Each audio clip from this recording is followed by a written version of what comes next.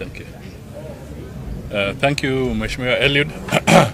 I'll be very brief. Today was a day that we focus on technology, and I'm here to really support and endorse the work that is being done by the ministry that Eliud heads and all his top leadership within the various entities, the principal secretaries, and the public entities under that ministry. They are doing a tremendous job. And I can tell you that if we focus and work with them, the partnership that they are bringing with the private sector in Kenya and even outside Kenya is tremendous.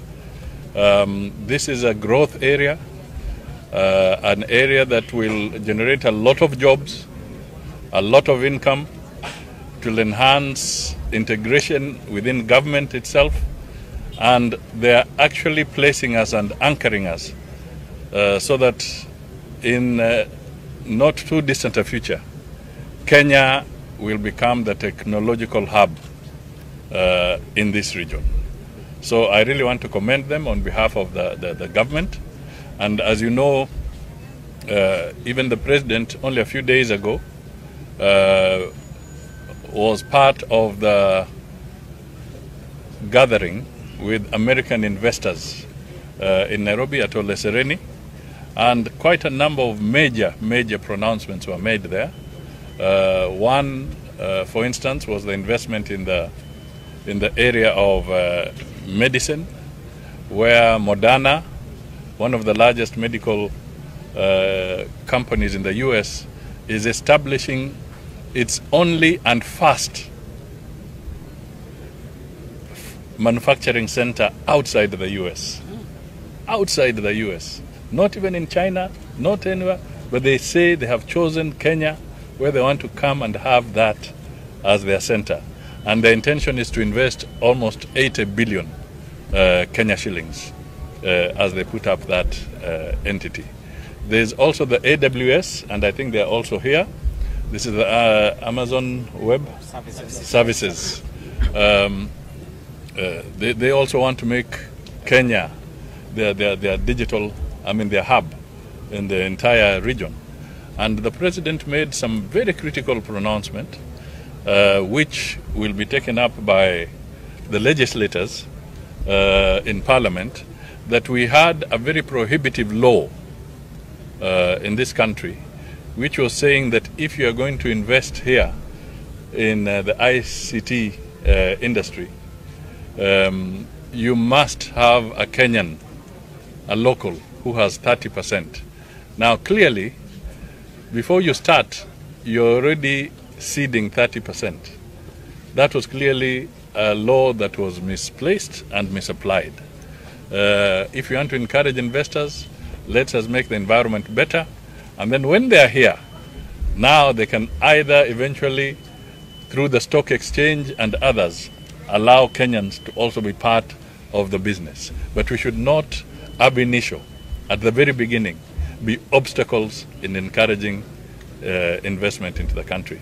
So these are the issues that are being talked about here, and I think the ministry is running. So we are happy and we wish them well. Thank you.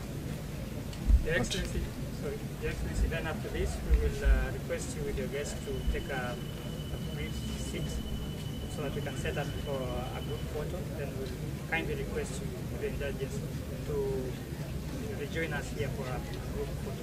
Okay. Today I'll not talk politics. No politics. If it is about this, yeah. So, in regards to what you have just said, and I know the President has pronounced himself on this issue, do we have any timelines that we are working with in terms of eliminating or repealing the digital tax law that charges 1.5%? And then number two, this digitization and digitalization of government services, do we have any rough amount as to how much we're likely to spend on this process?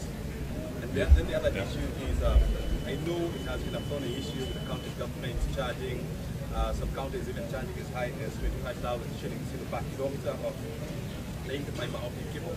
We have had it from earlier County. They are working on a way of abolishing that. Is this likely to be a policy in government? Yeah, I mean, I'll address something, and then I think I'll allow them to do the more technical aspects of the questions they raise. In terms of the policy environment, we cannot continue being obstacles, all right?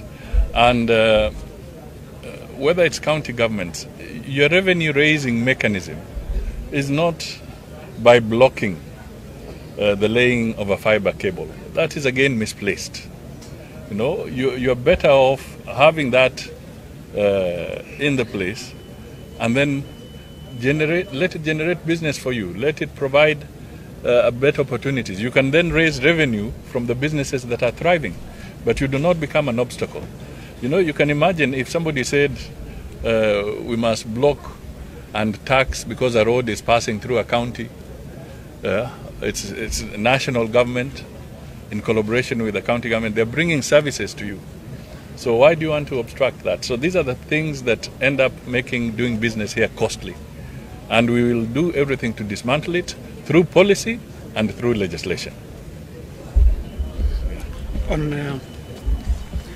O'Brien, thank you very much. On legislation, we all understand there is a process of bringing about new legislation. Now, so many legislative proposals have been received. Some are originating from government, which shall be coming up as government bills. Others are actually bills that are originating out of Parliament through the Committee on Information and Innovation. And others are even being brought to Parliament through private avenues. Now, the good thing about it is that with the new constitution, every Kenyan has a chance of participating in the making of these new laws. So, Brian, these laws that are being proposed shall come to the floor of the House. They shall then go through a very rigorous process of public participation. But the idea here is to make sure that the laws are expedited and that Parliament does not become an unnecessary hurdle to the actualization of the vision that has been enumerated by none other than His Excellency the President, who has become a big champion of this sector.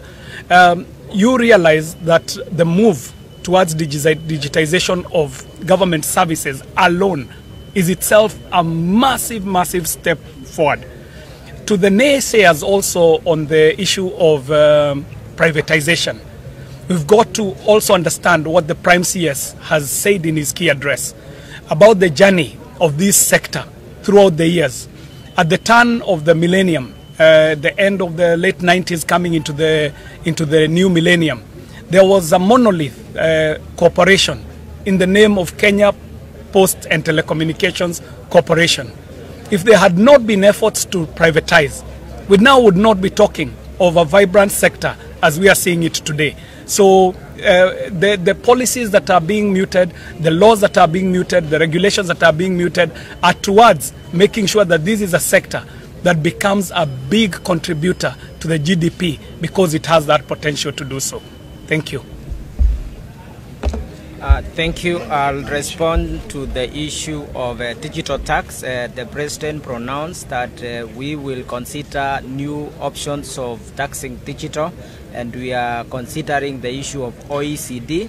So there are progressions in discussions on moving from the digital tax to OECD structure of taxing digital. So meanwhile, the 1.5% digital tax will continue as the country prepares now to adopt a new program. On the equity share process, that one is still discussion. There is under the policy, and the discussions are in place, working with my colleague PS Kisiangani to see that by end of this financial year, June, we should have that in place, but it will take through all the process that is required, including public participation.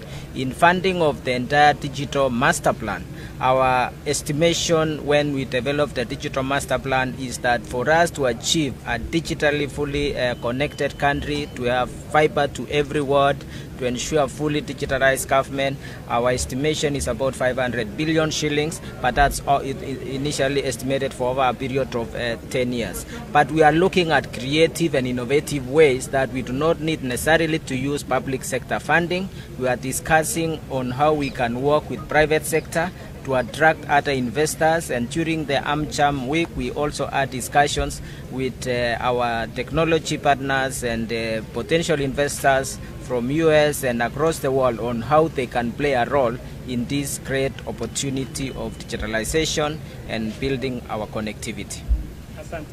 Thank you very much. Let me just clarify something else over and above what the PS has said. I know the concern is that perhaps we are going to put pressure on the exchequer in the course of digitalization. We are looking at systems which are self-financing, so that as you consume the services as a member of the public, based on what you pay, a proportion of it is plowed back into the system, and that is what we use for additional digitalization and digitization processes. So it's not going to be an extra drain on the exchequer. We are looking at systems which are self-financing. Are there perhaps government bodies within the ICT sector that are up for privatization? That is outside the theme of this meeting. Yeah. That's outside the theme of this meeting.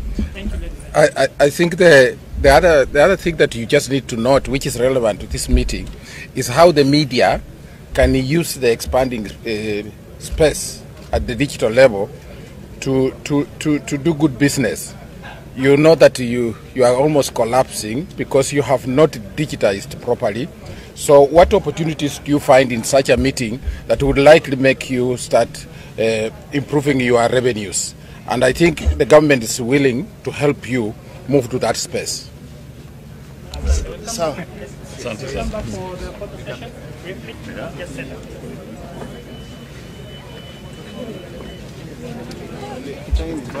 Hey, Mazik.